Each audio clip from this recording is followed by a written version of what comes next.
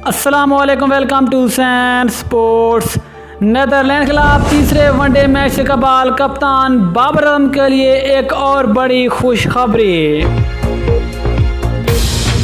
Netherland के खिलाफ तीसरा वनडे टाकरा कप्तान बाबर आजम एक और बड़ी तारीख रकम करने पर तुल गए। तीसरे वनडे मैच में सेंचुरी स्कोर करने के बाद ऑल फॉर्मेट कप्तान बाबर आजम कौन सा बड़ा एजाज अपने नाम कर सकते हैं,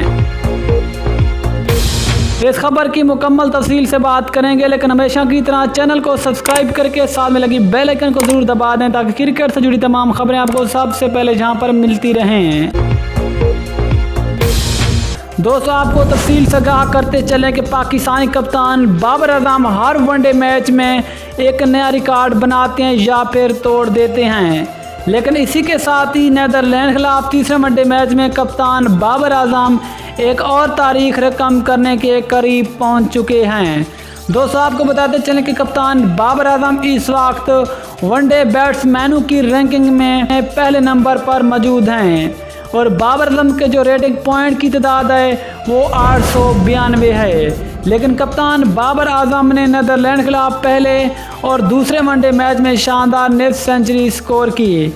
लेकिन इसी के साथ ही अगर कप्तान बाबर आजम नेदरलैंड के खिलाफ तीसरे वनडे मैच में सेंचुरी स्कोर करते हैं तो फिर इस तरह बाबर आजम विराट कोहली को पीछे छोड़ देंगे, क्योंकि 4 साल कबल जब विराट कोहली की वनडे क्रिकेट में बादशाह थी तो विराट कोहली उस वक्त वनडे बैट्समैनों की रैंकिंग में पॉइंट के लिहाज से 911 तक पहुंचे थे। लेकिन बाबर आजम इस वक्त पहले नंबर पर तो मौजूद हैं, लेकिन बाबर आजम के जो रेटिंग पॉइंट की तादाद है वो इस वक्त 892 है।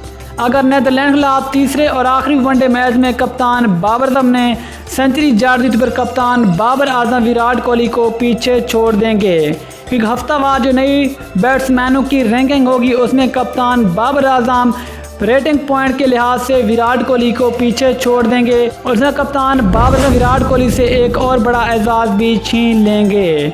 दोस्तों, आपको क्या लगता है कि कप्तान बाबर आजम तीसरे वनडे मैच में सेंचुरी कर पाएंगे या फिर नहीं? नीचे कमेंट बॉक्स में ज़रूर बताएं। इंशाल्लाह मिलते हैं किसी और न्यूज़ के साथ, अब तक ले इजाज़त दीजिए। अल्लाह हाफिज़। पाकिस्तान जिंदाबाद।